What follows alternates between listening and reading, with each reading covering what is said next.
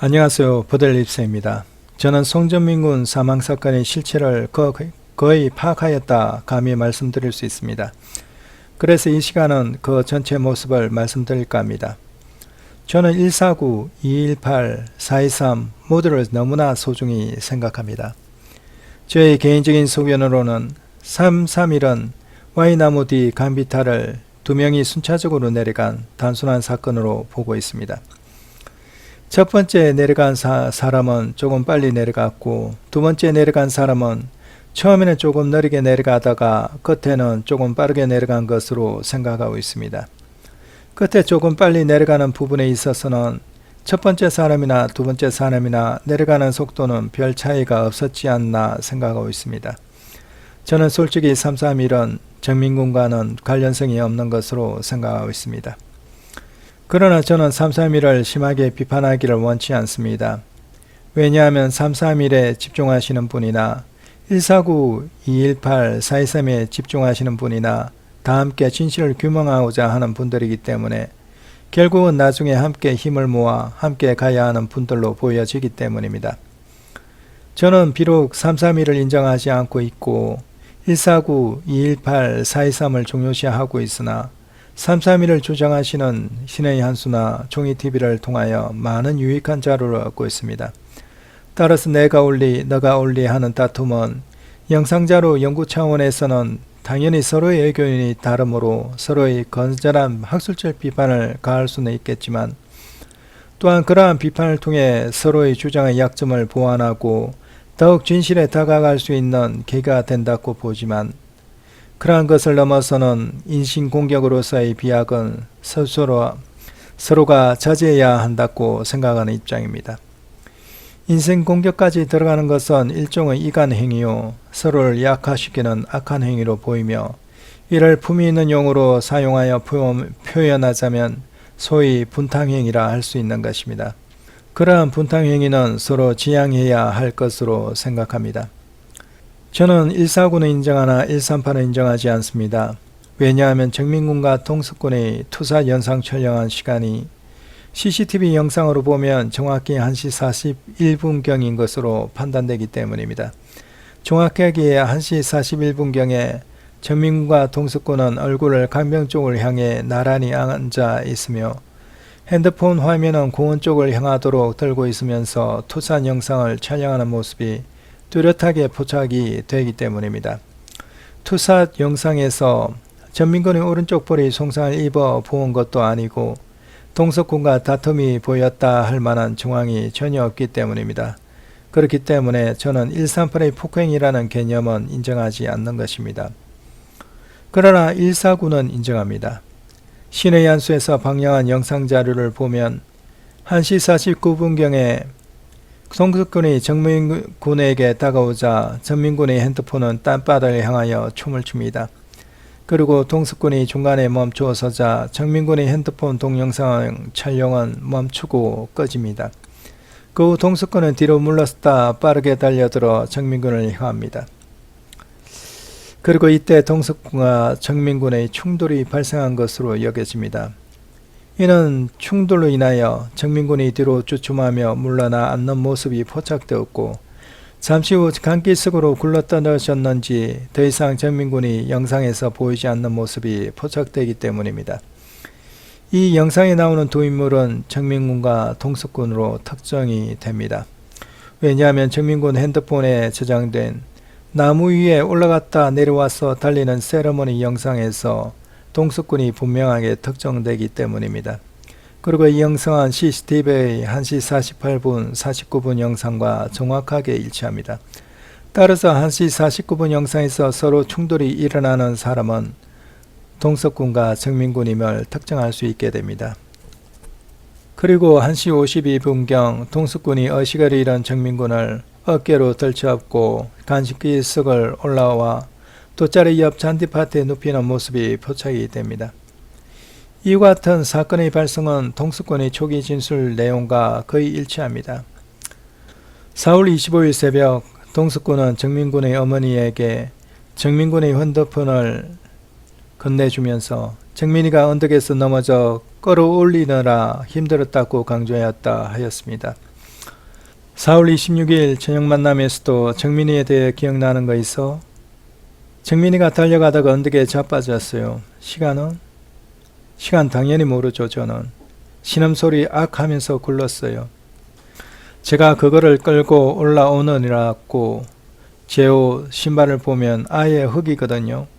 평지가 있고 언덕이 있고 강이 있잖아요. 거기 자빠져가지고 그거를 끌어올렸을 거예요. 끌어올린 것 확실하니? 네, 왜냐하면 정민이를 평진에 올린 상태에서 깨우려 했던 기억이 나요. 정민이 젖었니? 다쳤니? 기억이 하며 대답하지 못한 사실이 있습니다.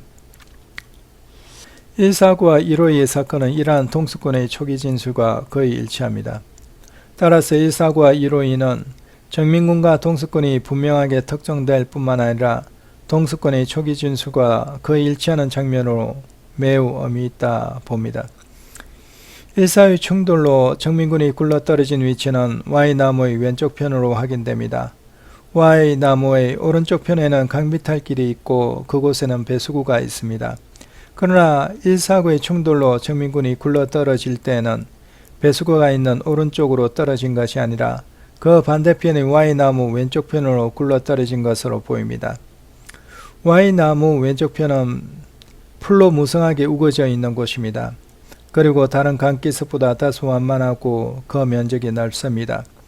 따라서 저는 정민군이 굴러떨어지되 풀로 무성하게 우거진 곳으로 다소 완만한 곳으로 떨어져 그 밑의 강가 바위까지는 내려가지 않았지 않나 생각을 합니다. 149의 충돌에 의해 강비탈에 주저앉아 있다가 의식을 잃는 과정 속에서 앉아있는 힘을 잃고 굴러떨어졌다고 보이기 때문에 무성한 풀에 의해서 바위가 있는 제일 아래 강가 부분까지는 굴러떨어지지 않았다 보게 됩니다.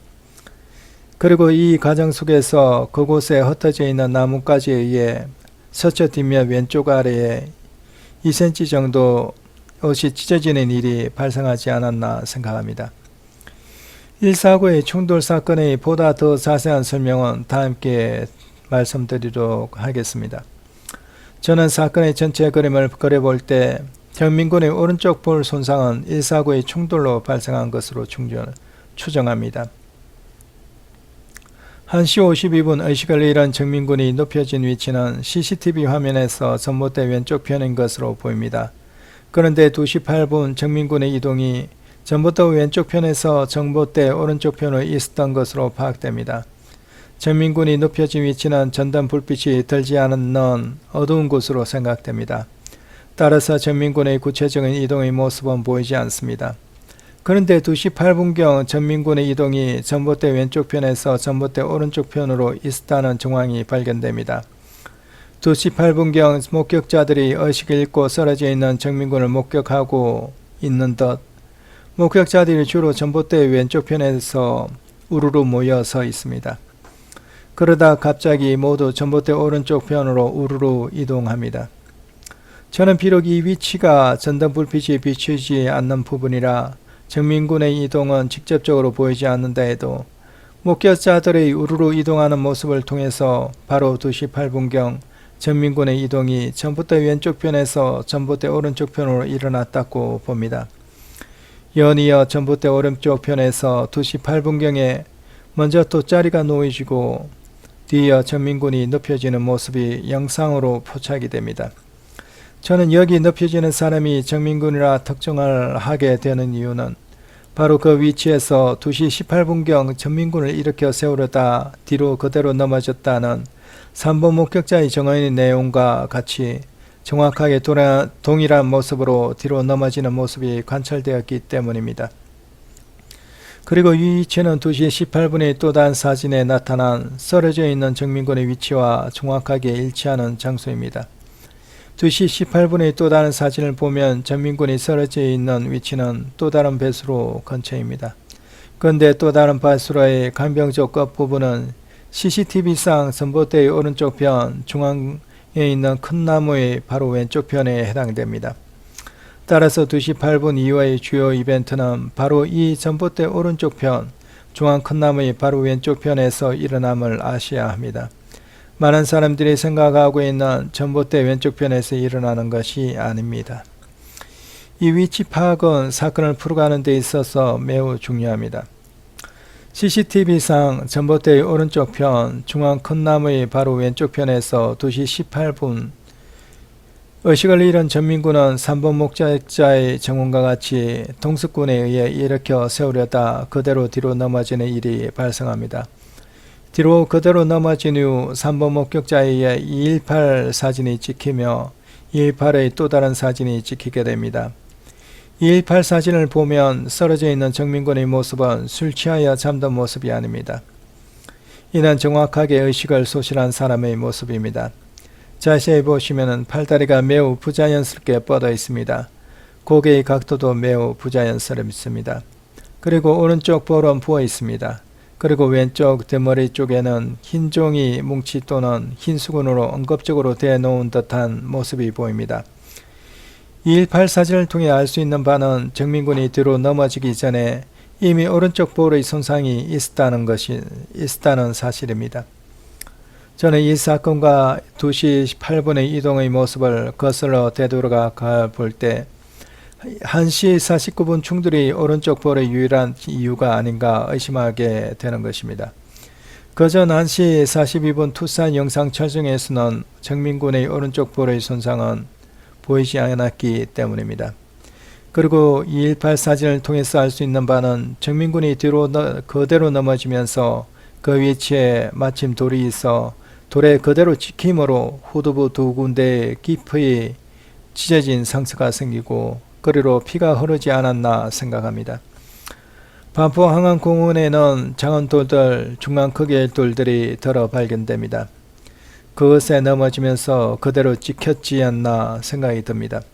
그러므로 흐르는 피를 막기 위해 응급으로 흰 종이 뭉치든지 흰 수건을 그 부위에 받쳐놓은 것이 아닌가 생각하는 것입니다.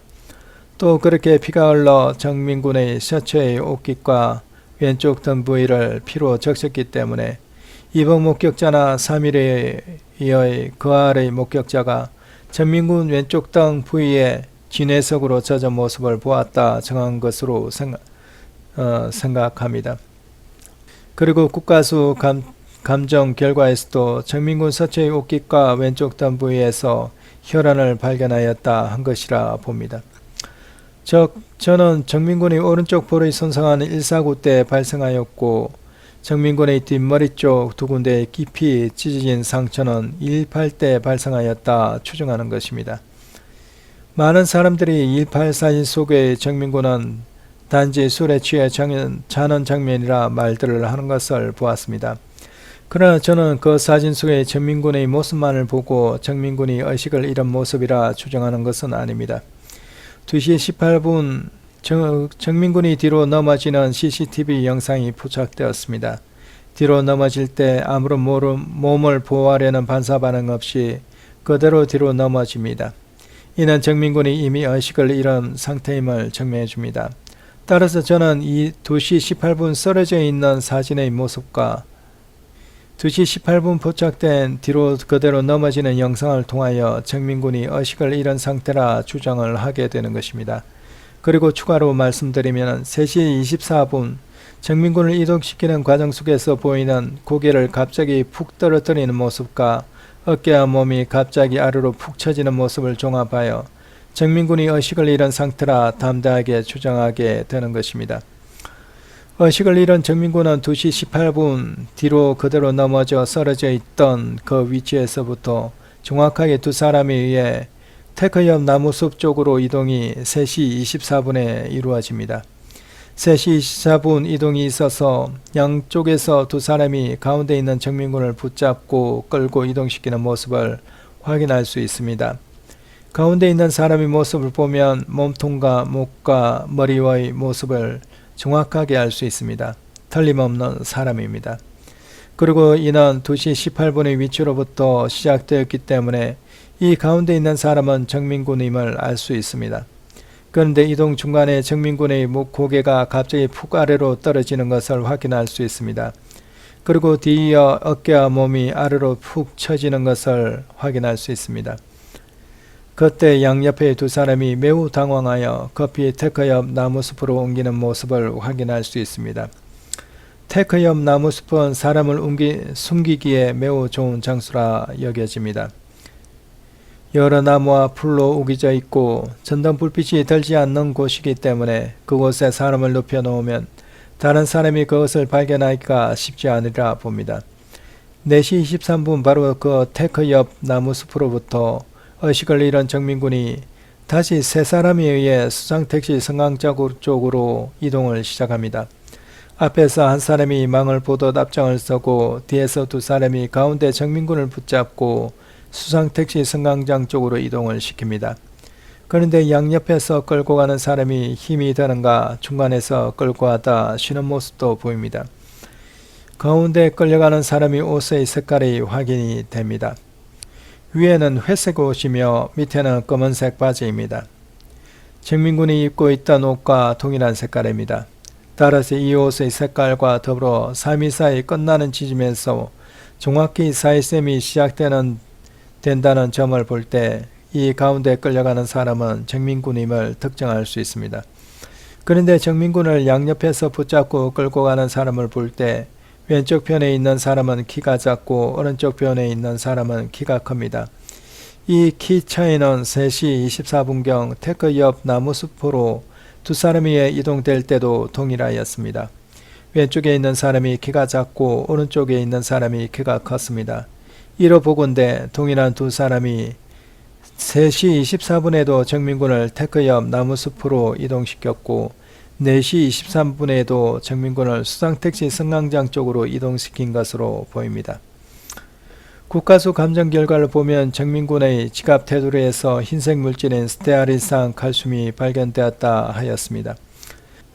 스테아린산 칼슘은 시멘트 부식, 석수 등의 미네랄 성수, 즉 석회수에다가 비누, 세제와 같은 계면 활성제가 섞이면 흰색의 스테아린산 칼슘이 생성되고 이는 물에 녹지 않는다고 합니다. 따라서 이러한 스테아린산 칼슘이 생성되어 침착될 만한 장소로는 Y나무 바로 오른쪽 편에 있는 비탈길 쪽에 배수구가 있고 수상택시 승강장 근처 강비탈길에 하수구가 있습니다. 정민군이 1시 49분경 강기석으로 굴러떨어질 때 Y나무 왼쪽으로 굴러떨어졌기 때문에 Y나무 오른쪽에 있는 배수구와는 상관이 없을 듯 합니다. 따라서 유일하게 남는 곳은 수상택시 승강장 근처에 있는 배수구입니다. 저는 정민군의 지갑 테두리에 흰색 물질인 스테아린산 칼슘이 묻어 있다는 감정기억을 통해 정민군이 이동 과정 속에서 하수구 아래쪽 바위 위에 한번 눕혀졌구나를 추정하게 됩니다. 그런데 정민군은 실제 4시 23분 3명에 의해 끌려 수상택시 승강장 쪽으로 이동하게 되고 CCTV상 왼쪽 큰 나무에 의해 더 이상 그 이동 모습이 가려져 보이지 않게 됩니다. 그러나 스테아린산 칼슘이 묻었다는 사실로 정민군이 바로 하수구의 오른쪽 또는 왼쪽으로 나 있는 비탈길을 따라 강가로 내려갔음을 추정할 수가 있고 하수구 아래의 바위 위에 잠시 눕혀졌음을 추정할 수 있습니다. 이 바위 위에서 정민군의 지갑 테두리에 스테아린산 칼슘이 묻은 것으로 생각됩니다. 이곳은 정민군이 4월 30일 물속에서 발견되었던 위치에서 가장 가까운 강가 쪽 위치입니다. 이곳은 Y나무 뒤쪽의 강가보다 더 가깝습니다. 따라서 저는 이 루트를 따라 의식을 잃어버린 정민군은 물속으로 유기되었다 추정합니다. 이러한 정민군의 추정 이동 경로를 종합하여 걸어보면 다음과 같습니다. 일사의 충돌과 강길 속으로 굴러떨어짐, 일로이의 덜쳐표 강길 속으로 올라온 후 잔디밭으로 눕혀짐, 이때부터 의식 소실된 상태라 볼 수 있습니다. 208의 전봇대 왼쪽에서 전봇대 오른쪽으로 이동, 118의 뒤로 그대로 넘어지는 사건, 324의 두 사람에 의해 테크 옆 나무숲으로의 이동, 423의 세 사람에 의한 수상택시 승강장 쪽으로의 이동, 425의 하수구 아래쪽 바위 위에 잠시 눕혀짐, 425 이후 물속으로 유기됨. 이것이 완전한 한 세트로 이빨 맞듯 정확히 연결되어 있음을 봅니다. 149, 152, 208, 218, 324 4.23, 4.25. 그리고 이 모든 것은 정민군으로 분명하게 특정됩니다. 따라서 저는 이 완전한 한 세트를 이루고 있는 이러한 일련의 증거들의 타이트한 조합은 본 정민군 사망사건을 풀 수 있는 결정적인 증거 자료의 역할을 할 것으로 확신합니다.